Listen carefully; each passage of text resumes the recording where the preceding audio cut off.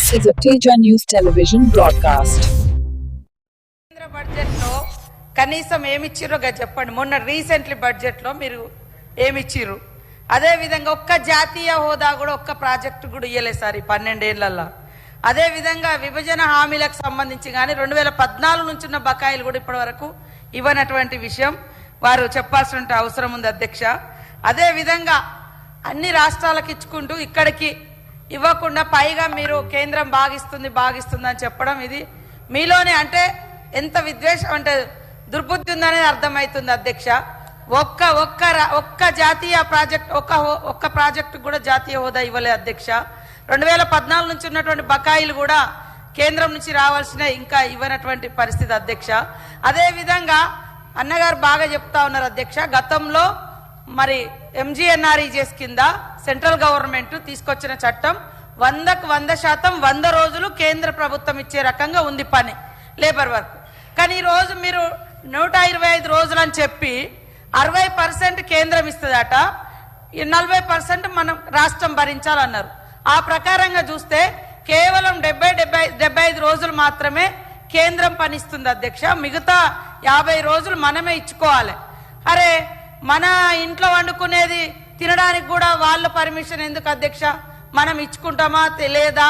మీరు కొత్తగా చట్టం తీసుకొచ్చి అది గొప్పదని చెప్పడం తప్పు.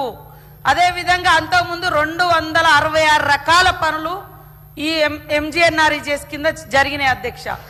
ఈరోజు మీరు పెట్టే నిబంధనలు చాలా కఠినంగా ఉన్నాయి, అభివృద్ధికి ఆటంకంగా ఉంది, పేదవాళ్ళకి ఇబ్బందికరంగా ఉంది.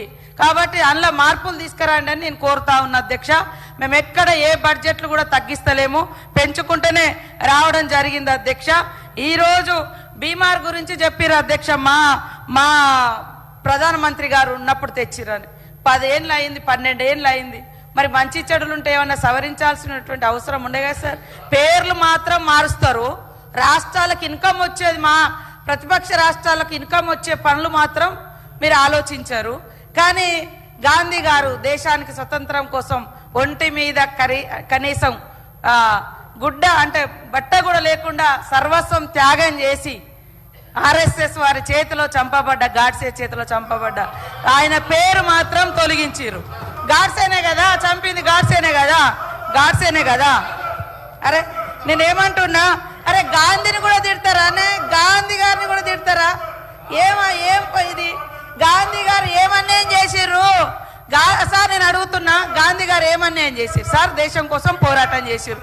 అవును, ఇదే ఆర్ఎస్ఎస్ ను నిషేధించినటువంటి సర్దార్ వల్లభాయ్ పటేల్ కూడా గుజరాతే.